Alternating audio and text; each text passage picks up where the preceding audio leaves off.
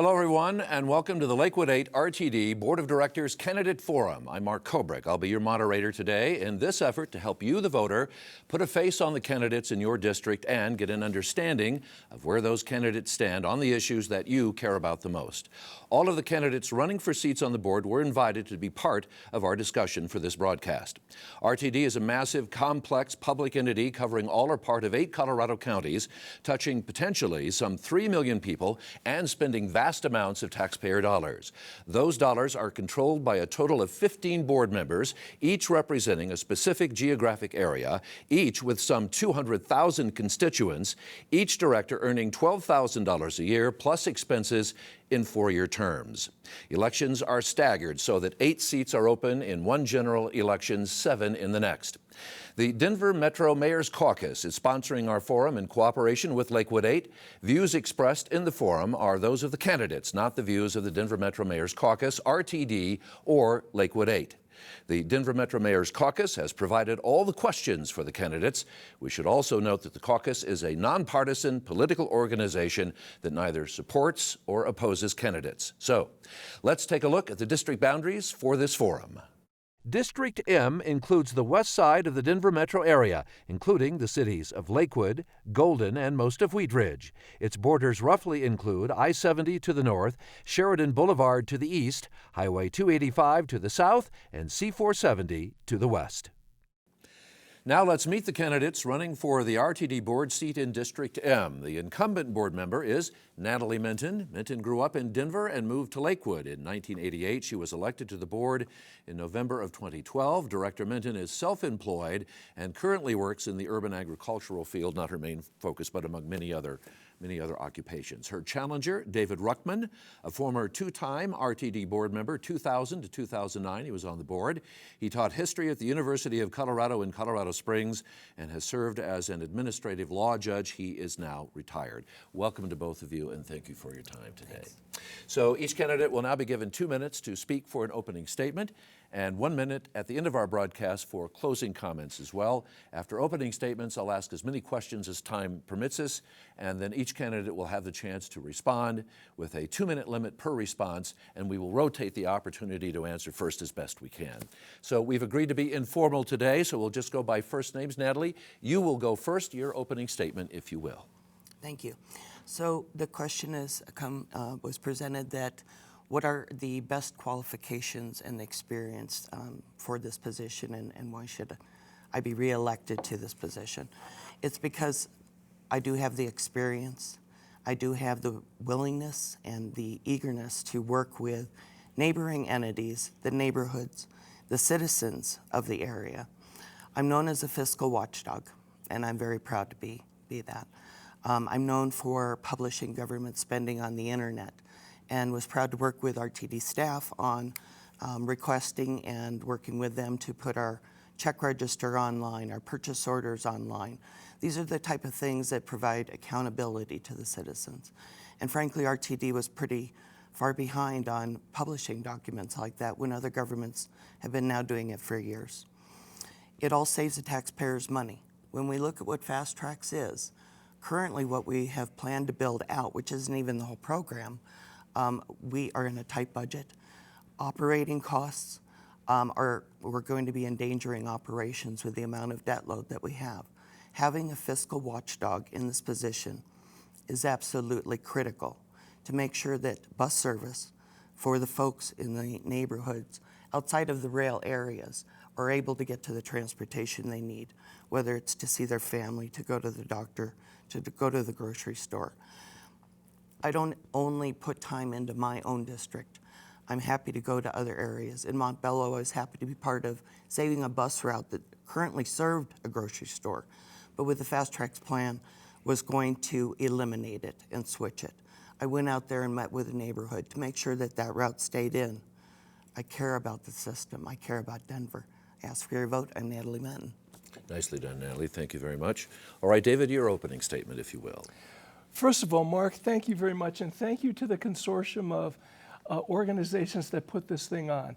I think it's really helpful to the voters. They're going to have a chance to listen to both of us and help make a decision based on that and other materials. I'd like to go into my qualifications. First, I've been focused on improving public transportation in mid-Jefferson County for over 21 years.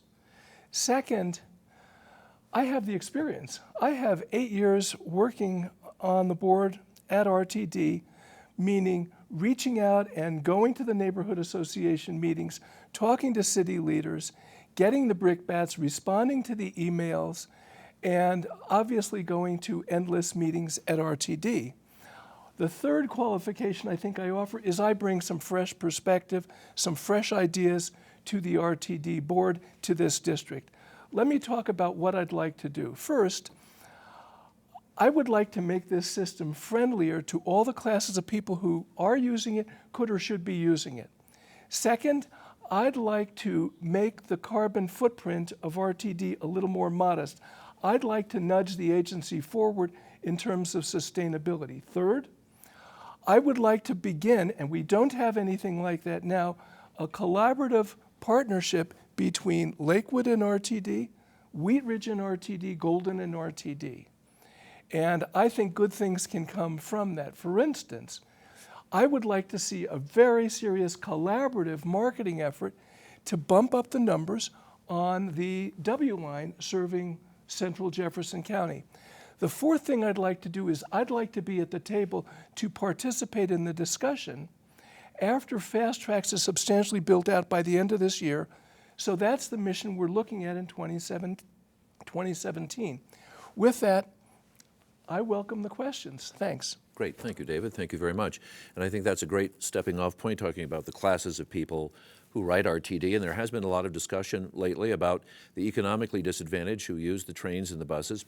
In fact, RTD's core group is that particular financial strata in our community, and there's been a lot of discussion about why many of them don't ride the trains or the buses, going to cost or confusion or just general inconvenience. So I'm wondering, and Natalie, I'll ask you first if you would support some outreach by RTD to governments, to employers, to organizations to encourage other riders, those currently not using mass transit, to encourage them to use the system. Yes, I would. We have a great program in place called the EcoPass program, which can also go into neighborhoods, and it's referred to the Neighborhood EcoPass program. Working with staff, we've seen some of the complexities, especially on the Neighborhood EcoPass. It takes a lot of work from the neighborhood to do the administrative work. You'll find that many in the neighborhood, because they have to be included, will not participate, so it makes it a difficult program. And I've expressed this to cities when I've gone to do outreach and do presentations to them and work with them, that we certainly get a very great deal, especially with the EcoPass program, for the businesses out in Jefferson County. If you look at the annual price compared to downtown, we're getting a heck of a deal out here. So there is no reason not to do that outreach. Reverse commute. There are many people, we concentrate on the population being downtown, but we want to build the jobs out here in Jefferson County. So yes, that outreach is going on and does need to continue. David, do you think RTD needs to do a better job of reaching those who have more or less been disenfranchised from the mass transit process? Yes, I do. And I think that there's a significant untapped market out there that RTD can creatively reach out to. But it's going to take creativity. It'll probably take a collaborative partnership with either some of the local governments or maybe organizations like Dr. Cog. But the point is, there are people, and I've run into people who say, this is on the campaign trail, saying, you know, it's a beautiful train system. I can't afford it. That's not cool. RTD and the other governments around here need to figure out, how can we end that kind of noise? How can we do a jump shift where we get many more riders as a result of solving problems like that? That there are underserved out there who don't feel they can afford the system. Likewise, I would also say there are markets out there where the issue isn't lack of income. I would say in the case of seniors in particular, they've simply lived their whole life in the suburbs, going from the kitchen to the garage, flipping the garage door opener, getting in the SUV or the van, and driving and taking care of business. Now, it's time for them to at least recognize there's an option of RTD when the opportunity presents itself. I see that as a very significant market for RTD to go after, again, creatively with the constituent cities of Golden, Lakewood, and Weebridge. David, I'll ask you about innovations in technology that are driving new trends in mobility, especially for mass transit. We have a remarkable system here that is state-of-the-art. There's been a few glitches. The A-Train's still trying to sort out some of its software, but generally, the system technically is very innovative. How do you see RTD's role changing as technology changes and the system goes forward? Well, I'll give you a couple answers. One answer is, I think RTD could, if it chose. That means if the board and staff decided this is a significant way in which the agency can move forward, it could become the most tech-adept, most nimble, early adopter of all the peer agencies in the country. But it has to decide that, and it would have to decide that, and to do that, take that course ahead of, for instance, becoming much more rider-friendly. So I look at what's going to happen in 2017 as an opportunity for the board and the staff and the community out there, the 8-county service region, to think through where do we want RTD to go next. Now, many of us are looking at this experiment, this Bloomberg Foundation grant in Centennial, where they're offering people opportunities to get access to Lyft to go back and forth from the Dry Creek station. Not only is the RTD community and the public transportation community looking at that, but in addition, I think so are others around the nation. That's why Bloomberg Foundation gave this to Centennial as a potential national model. I'm not sure what kind of lessons we're going to learn from it, but the point is there is a striking example of an opportunity for technology to do amazing things. We'll simply have to see and glean the lessons and figure out what can we adapt to our own needs here in Jeffco. I do want to ask about the last mile connection, both of you in Centennial, and that experiment is still ongoing. But Natalie, first let me ask you, give you the same question about adapting to technology and how you see RTD's role in terms of how that changes mobility going forward. Oh, it plays into it a great deal, and keeping up with it is quite a challenge. It's constantly evolving, and we can see, especially the developers out there that are putting out open source software, which we are working with them at RTD to use this technology. And I would say within the last 18 months, it's been a tremendous amount of changes. There are still always some challenges definitely involved with that. And I'll agree with Mr. Ruckman here that the challenges with the last mile, and using an example of the Lyft program, are very exciting, but they do need to be cautiously approached, because at the end of the day, what we want to try to do is create a better service that gets more riders on the trains, the buses, but it doesn't create a higher subsidy. That's what we're really trying to address here. The subsidy for that station with the call-in ride was about $28 per boarding. This is the Dry Creek station. Dry in Creek, Centennial, the Dry Creek call-in ride, the little green shuttles, not to be confused with Access Ride. So if we can reduce that cost, and the riders do need to share into that, but technology, knowing when is that bus coming. I mean, our on-time performance, we're constantly working to get better, but for the guy who's really depending on it, they need to know, are they going to make that transfer? Are they going to get to that job interview? Let me ask you about the Centennial experiment, if you will. I know that there are riders up and down the line who seem very excited about it. There's been a lot of discussion about it. Has it been successful? Do you see that as a positive thing? Is it a good thing? I mean, it looks to be working, or am I wrong about that? Well, it appears to be working, but we're offering free rides. So, it's like opening day of radio stations. So, that's not what I'm envisioning in using this. I do want to reduce the subsidy, but as I just had stated, riders do need to pay into it. So, they're getting the free ride there? Are they parking somewhere close and got the free ride? Are they getting on and paying a fare then? They do need to have a part of that. Back in about February, there was a forum, downtown transportation forum at CU Denver. And was fortunate enough to be there with our bus operations service, along with general manager. And Lyft was one of the, a representative from Lyft was one of the panelists. And we had a very good conversation, and it generated from there further evolving, how are we going to work this? How are we going to take the taxpayers into account, RTD, CDOT, Denver, Lyft, and make it all work? David, you brought it up. Do you like the connection? Do you think it's a good experiment? Does it develop habit? Do you think it has a future, or does it just go away and suddenly the last mile connection for Centennial is gone and for everybody else? The answer, Mark, is the jury is out. I mean, my inclination, and I haven't studied this, my inclination is to say, let's wait until they submit a report and Centennial either comes to Dr. Cog or comes to the Metro Mayors, or Centennial says, these are the 4 lessons we've learned. But at this point, what I'd say is, Bloomberg has thrown a significant amount of money at this. Lyft is also invested in this. We're talking one station on one corridor with a 2-mile radius for a limited 6-month period. That's kind of limited. I don't know if that kind of money is going to be available for any other stop, let alone any other corridor, let alone more than 6 months and more than 2 miles. So I would say, Mark, let's wait. Let's see what the report says. It may have some things that are very helpful. It may not. As we said in the open of our broadcast, our questions are provided by the Denver Metro Mayors Caucus. This is a longer one. I'm going to read it to you.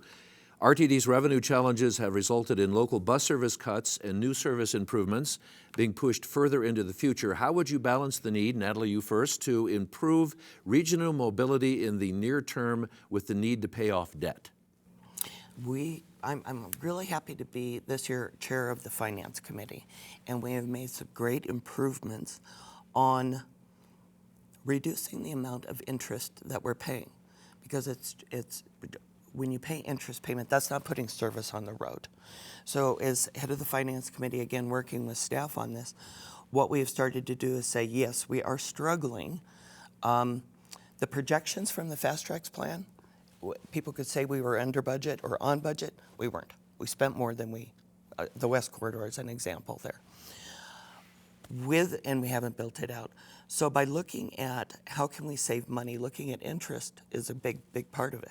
Right now, the debt load that we have at RTD is crushing. We can't even borrow more because of the debt, and I didn't agree with many of those actions. We have started the savings account to put it back into where we'll be able to pay as we go. So unfortunately, right now we're in a little bit of a crush point because of some prior decisions by prior board members. I'm happy to have worked with staff to cut as much as they have agreed to. I would still like to see some more. And the main focus is that we make sure that we don't have any operation cuts to the bus service, to the people who need that local service. The rail is one thing, but that local bus service was what a lot of people depend on to get to where they need to go. David, near-term debt versus the need for fast tracks in the system to continue to build and expand. In a sense, I think we're talking about 2 different pots of money.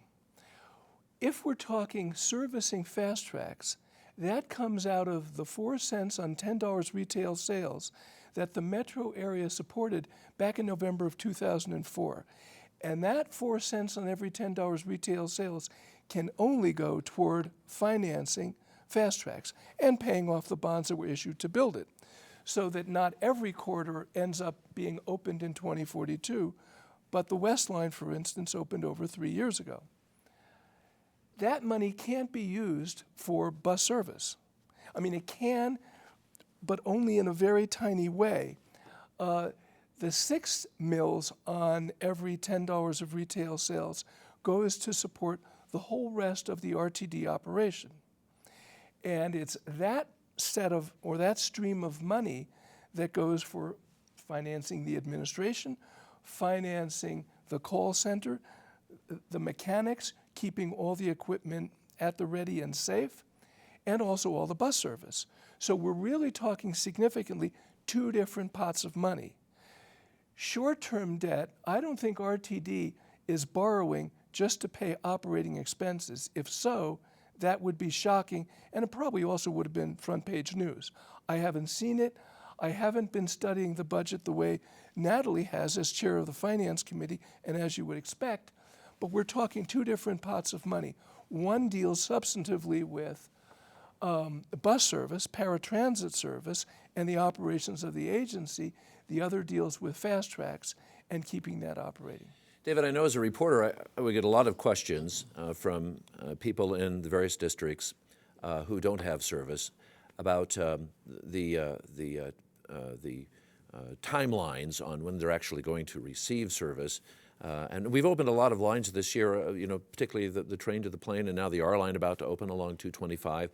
And I'm wondering, do you as a board member get the pressure that perhaps reporters do, hearing from people who, of course, want ridership, people to the north, people to the south, these lines that are on the drawing boards but are way out, 2030, 2040. I mean, the timelines on them are pretty dramatic. And I'm wondering, would you expect as a board member, and did you as a board member get pressure from people down the line saying, hey, you know, where's my train? Well, I've been hearing that recently. I've been hearing people say, you know, I used to take this really convenient commute to work, but RTD stopped the bus. And what I have to say is, on the one hand, I'm buffeted by people saying, I want more service. And on the other hand, I'm buffeted by people saying, I see all these trains and buses running, they're always empty. And to those people, the latter group, I say, do you really think we ought to eliminate all service in the suburbs? That's not fair. Every one of us, your neighbors, you, me, we're all ratepayers.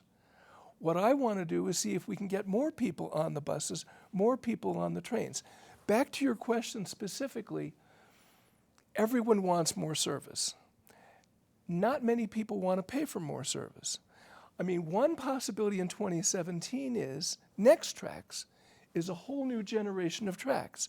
The only way you're ever going to see that is with a new tax increase. Now, it may be the metro area public and central Jefferson County supports something like that, but that's a decision the metro area and the staff and the board would have to decide on. In the meantime, I would think that RTD is moving as fast as it can, given the new impediments that have arisen in recent years in providing service to Boulder and Longmont. The service is going to come, but not as fast as some would like. In my district, service is coming, but not as fast as I would like. Once upon a time, the W line was planned for 5-minute headway service. We're getting 15-minute service now. Right. Everyone wants more service. It's a matter of money. Money is relatively scarce around the agency. So Natalie, I'm wondering, as a board, active board member, are you seeing that kind of pressure? And it seems it does come down to the haves and the have-nots at this point, even though everyone seems to have to pay to make the pie. Certainly that pressure is out there, and I still get phone calls that, well, I'd like this spur, and I want you to go to Fort Collins, and I want you to go, it's like, first, that's not even our area, but, you know, first we have to finish what was promised to the voters by the previous board. And I didn't make the promises, but now I'm on the board, so I'm trying to work for these as much as possible. And especially frustrating looking at some of the Northwest Rail, which the ridership numbers, let's talk about that. You know, the ridership numbers even there are very disappointing considering the investment that it will take. So there needs to be some of these adjustments, and agree that everybody does want some more. And with going back to, you know, with local services, one thing I do want to address real quick is the free market can always be part of some of that last mile. And an example, the Denver West Office Park. They have the shuttle by the company created to pick up those. So it's a replacement for what Lyft is doing, but the office complex does it. If we can get more people onto that train, we'll bump the ridership. For the other areas, we're working as fast as we can, but because we built, really it's just, there were a lot of promises made back in those years by certain folks that for one reason or another could not be fulfilled. Let me ask you another question. Not yet. Oh, not yet. Would you like to rebut, David? Not a rebuttal, but just, you know, I recently checked with the person who does the modeling for RTD. And I asked him, so what is the projected ridership for Boulder to Longmont when the line is open? And he said to me, based on our most recent projections, which are now several years old, we're talking 1,500 riders a day in the year 2030. Now, that would be a very rosy estimate for opening that line in 2030. If it's 2042, I don't know what the numbers are, but the point I want to make is simply, These are really small, feeble numbers. And at some level, when you elect me as a board member, I have to use a little common sense and say, is this a wise appropriation of public and taxpayer money? I would like to hear from the public on that, but 1,500 riders a day to go from Boulder to Longmont is a very trifling number. Natalie, are we overbuilding a train system for users who aren't there? At this time, yes. Yes, we should have been looking at bus rapid transit. Finally, people are warming up to this idea. It was kind of brushed off when the fast track discussion was going on, but it was certainly present by many folks. The bus rapid transit, BRT, is one of the most cost-efficient ways that we could have addressed this system. And it's unfortunate because a promise was made to people. They have paid in money. Longmont generates a good amount of sales tax. That pays for a lot of fast tracks. Many people don't realize fares only cover a little piece of that pie. Sales tax is a big chunk. So, yeah, I think we built too fast. Another question from the Metro Mayors Caucus. RTD's revenue challenges have resulted in local bus service cuts and new service improvements being pushed further into the future, as we've discussed. How would you balance the need to improve regional mobility in the near term with the need to pay off debt? David, I'll start with you. That's kind of a twist on the same topic, the same discussion we're having here, but maybe more direct to the point. You know, most of the voters in central Jefferson County, in my district, are entirely unaware of how RTD deals with service cuts or service additions. Service additions might be a little easier because where there's anticipated demand, where there's felt demand, where buses are running, and consistently you have people in standing room only situations, that's a hint to RTD. Maybe we ought to lay on an additional tripper. Maybe it's time to add an additional bus at this particular time. David, I want to jump in because we're running a little short, and Natalie, I want to give you a chance to respond to the same question before we go to closing statements. So I'd like to hear from you on the question of service versus debt. Okay. Well, and I think you had kind of addressed that in the last one again. So, you know, I will say the same things that, unfortunately, we have to make that mortgage payment. That's what it is, essentially, this debt that we have. And so we are going to have to find any way that we can. That means the travel budget for the board needs to be reduced, which I don't really use. The rest of the board members are going to have to face it. Right. We have to cut wherever we can, make sure operations doesn't get affected. And I mentioned the bus service is subsidizing fast tracks. It may not go I know it doesn't go the other way. There's two pools of money. But the way it was planned is bus service, unfortunately, is subsidizing fast tracks. Just very quickly, for both of you, would you only support train lines that are revenue supported and not just train lines that were promised that don't deliver? Please say that again. Would you only support a train line that generates revenue versus a train line that was promised but doesn't always deliver on revenue? Well, right now we can't build anything else anyway. We can't borrow any more money, so it's not even a really possible discussion. End of the mile anyway, right? Yes. Yes. Until we get those debt payments lowered, we need to just worry about operations, our capital, make sure our maintenance are kept up, safety, of course. David, just 30 seconds to you as well. Would you support building rail lines that are not supported by revenue, and not all of them are, even as we stand today, but we're talking about trains that are running essentially empty versus bus lines that would run perhaps closer to revenue? Mark, when the voters in Central Jeffco hopefully elect me, they're electing me in part for the values and for the plans I have, in part because I'm going to use common sense when I have to make decisions that Natalie's been making for the last 4 years. I'm going to try to use my best critical faculties in making that decision. What I would say, and no one talks about this, is when you put in a rail line, you shouldn't be thinking about financing it for 10 years. It's there and it's a permanent fixture on the landscape for 100 years. You amortize it over a century and the cost is relatively trifling over any 1 year. So I would take a longer range view of a rail system in this metro area, but still use common sense in trying to think through what makes sense for the taxpayer here. All right. All right, so thank you both of you. It's time now for our closing statements, 1 minute each. And since we started, Natalie, with you, we'll give the opportunity to go first to your partner, David. Your closing statement, if you will. All right.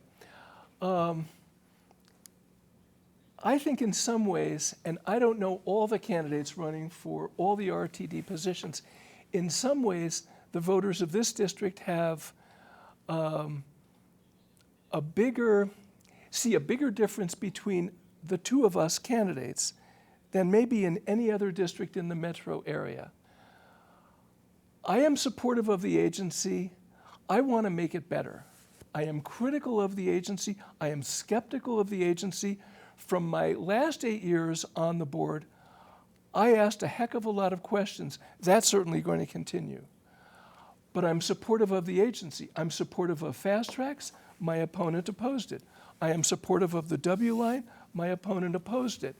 I'd like to encourage you, the voters, to just think through, where do you want RTD to go? Do you want it to be a better system or not? And I'd like your vote if you want someone who will offer kind of tough love to the agency as we try to move it forward. Thanks for listening. Thank you, David. Natalie, 1 minute. Thank you. Again, I'm Natalie Menton, and I ask for your vote. I've proven over and over again that I care deeply about how your tax dollars are spent. I think it's very clear from the discussion here that that is the most critical issue that RTD faces right now, is how are we going to fulfill what was promised to the voters, maintain the service that people depend on, and yet take care of the taxpayers whose money is stretched further and further every day with an upcoming recession that we know is coming. Somebody who is a fiscal watchdog needs to be in the agency. It's very obvious that I do rock the boat on the RTD board, and I'm not ashamed to say that. It needed to be done for a long time. I ask for your vote because I'd like to put in another 4 years making RTD better for the Denver metropolitan area. Natalie Minton, incumbent board director, thank you for your time. Challenger David Ruckman, thank you as well in this important endeavor in what has become a marvelous system that is driving a lot of revenue and a lot of interest, giving voters today a chance to put a face to the name on the ballot. Thank you both very much for your time today. Election Day is Tuesday, November 8th. Ballots will be mailed to all active voters in Colorado on the 17th of October. Voter service and polling centers will be open on the 24th of October. Voting will end at 7 p.m. on the 8th of November. You may register to vote at any time up to and including on Election Day. You can do so on the Colorado Secretary of State's website or in person at a voter service and polling center. And to receive a ballot by mail, you must have been registered by no later than October 31st.